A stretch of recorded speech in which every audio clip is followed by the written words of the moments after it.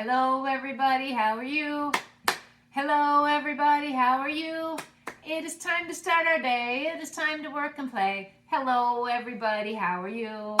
Hi guys, welcome back. Today is Tuesday. In fact, let's take a quick peek and see what number it is, because every day that we see the number is a day closer to Christmas. Yesterday when you were here, it was Monday, and we had the number 7 up there because yesterday was Monday, December 7th. Well, what comes after 7? The number 8 does. So today we have 8 up there. Today is Tuesday, December 8th. We are getting really close to Christmas. I don't know about you, but I am really excited. In fact, I have my whole house decorated already. And I did a little decorating for us back here too. I had a little tree, got some presents under it, and of course, baby Jesus is there, because it wouldn't be Christmas without baby Jesus. Now, when you help mom, dad, grandma, grandpa, your other grown-up decorate your house, what do you put around your house? What are your decorations that you put out each year? Did you know that the decorations we put out for a reason? They have meaning, they have purpose. I want to start our day with a little book that tells us about the purpose of different decorations. This one is called Celebrating Christmas, Christmas Decorations.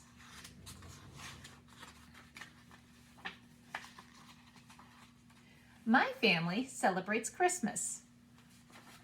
One of the things I like most about Christmas is decorating the house. There is a reason for each decoration. We set up a nativity scene on our table. It reminds us of the manger where the story of Christmas tells us Jesus was born. Our Christmas tree is a pine tree. We hang candy canes on the tree. The candy canes are shaped like a shepherd's staff to remind us of the shepherds who first heard about baby Jesus. Many of our decorations have angels on them. They remind us of the angels who told the shepherds where to find baby Jesus. We hang a star on the top of the tree. It reminds us of the star that led the wise men to baby Jesus. We put our gifts under the tree. The gifts remind us of all the gifts the wise men brought to baby Jesus. When we are finished, the whole house is beautiful, and it tells a beautiful story too. What stories do your holiday decorations tell? That would be something to ask your grown-up. Go through your house and find different decorations and ask them why you put them up. Maybe it is a manger scene and you put it up because of baby Jesus. Maybe it's what you put at the top of your tree, a star or an angel. Maybe it's your Christmas stockings. Ask your grown-up about that. Maybe it's some of the ornaments you put on your tree. Now, that is one of my favoriteest things to do at Christmas time, is to get out ornaments and put them on my tree, because all of my ornaments are special to me. They're either something that my kids made for me when they were little, or we like to collect ornaments when we go on vacation, so it reminds us of those. I also have a lot of ornaments that are on my tree that students have made for me, that my preschool students have made for me. And so each one has a special story and a special meaning to it. Now, one of the decorations that they said had a meaning to it was the manger scene. I have a really special one here that my daughter was kind enough to let me use to show you guys. What makes it so special is it was made in Bethlehem, which is where Jesus was born. This is it right here. It's made, oh, it's very heavy. It's from a tree from Bethlehem, and it was carved and made there. And then my daughter's grandma went and bought it for her when she was there. So you can see inside of this manger, this is what the stable might have looked like. And we have, who do we have here? We have Mary, who is of course Jesus' mommy. There's Joseph, and who's in the middle? Baby Jesus, of course. And who else might have been there? There's a little sheep, and he's got a little water bowl. And do you remember that baby Jesus didn't have a cradle, didn't have a special crib? He laid in a manger, which is where the sheep would have been coming to get his food. But now there's a baby in it, so he's not going to be doing that for a while. But this is a really special manger because this was made where Jesus was born. Pretty cool, isn't it? Yeah, she's really lucky to have this. This is a decoration that we have at our house. I have another one under my Christmas tree, and this one is hers. Now, speaking of my Christmas tree, I told you about my ornaments. I've told you about my manger. What goes on top of your Christmas tree? Many people put a star. Many people put an angel. I'm curious, what do you put? You can see that my tree here, it has a star. But if you were with me last week when I showed a picture of my Christmas tree, I don't know if you noticed, but at the very top I have an angel on mine. My angel has a story to it. It's very special to me because my husband and I bought it a long, long time ago when we first bought all of our Christmas stuff together. So it's very old, and we've had it on our tree every single year since then. I am going to put a Facebook poll out there so your grown-up can go to Facebook and vote or tell us, do you have an angel on your tree or a star? If you're not sure, go take a peek and then come back later and vote and tell us which one you have. It'll be fun to see if we have more stars or more angels from our friends. Let's see, what are some of the other decorations that have stories and meaning? One of them is a Christmas stocking. This comes from Santa Claus, doesn't it? We hang these by our chimneys, if we have a chimney, or some people hang them on their stairs or other places. And when we wake up the next morning, on Christmas morning, oh, Santa Claus is coming. He's filled it with so many goodies. My favorite is chocolate Santas. That's what I like to see in mine. He fills it with so many goodies. Today, I want to make a stocking with you because you know what, boys and girls, I realized? Avery doesn't have a stocking. My dog Avery does not have one. I have one for myself, my husband, and my kids, but not for Avery. So I thought maybe together we can make one for Avery today, and then you can make one for somebody in your family or for yourself, and you can put special treats or goodies inside of that. So again, on Facebook, there is a link so your grown-up can print off a stocking. Now what I've done is I've printed off two. You actually don't have to, but I want mine to have a front and a back. So I'm going to stack these, and I'm going to line them up. And again, you don't have to. You really only need 2 pieces of paper. But because I printed off 2, I'm going to use them. So then I'm going to follow the black line. How do I hold my scissors? Who remembers? We haven't talked about that in a while, have we? This is my driving hand. My thumb goes up on top, 2 fingers on the bottom, thumbs on top, open the mouth, and chomp, chomp, chomp. This is my steering wheel hand. He is important. He's going to turn the paper when I need him to turn it, and he's going to hold it steady. So my steering wheel hand is holding it at the bottom. I open the mouth, and I'm going to start chop, chomp, chomping. And look, you see how my steering wheel is turning the paper because the line's turned?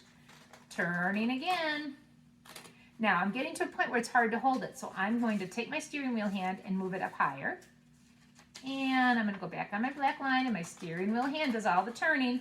It turns that steering wheel for me. I have to switch. I'm holding it again because I can't keep holding it like that. I'm going to grab it down here now. Turn the steering wheel. Turn it. Go back up. I'm going to have a big turn here. You ready? Turn. Turn. And turn.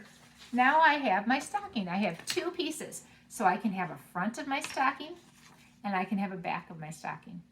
So, anybody notice that this looks like a letter? What letter does it look like to you? It doesn't look like the L. I mean, it kind of looks like the L, but it's a little curvier. What letter? It looks like the letter J. Besides Jill, whose name starts with a J? Somebody we're celebrating this season. Jesus. Isn't that interesting? We hang stockings. They look like J. J is for Jesus. Interesting. Okay, so my stocking is a traditional red one with a white top. So that's what I am going to do here. Now, you can use a marker. You can use a crayon. You can use a colored pencil. You can use paint. Whatever you want that your grown-up says is okay, you can use. So what I'm going to do, and I'm not going to do the whole thing now with you guys, but I'm just going to give you an idea. I'm not going to do the top. I'm going to leave the top white. So what I'm going to do is I'm going to come here and I would start coloring. But my goodness, this would take me a while, wouldn't it? To do all of this to fill it in and then to turn it over and to do it again. And you guys have better things to do. You don't need to wait for me. So I went ahead and I painted one earlier. And I have that ready to go. I painted this one earlier and got it ready.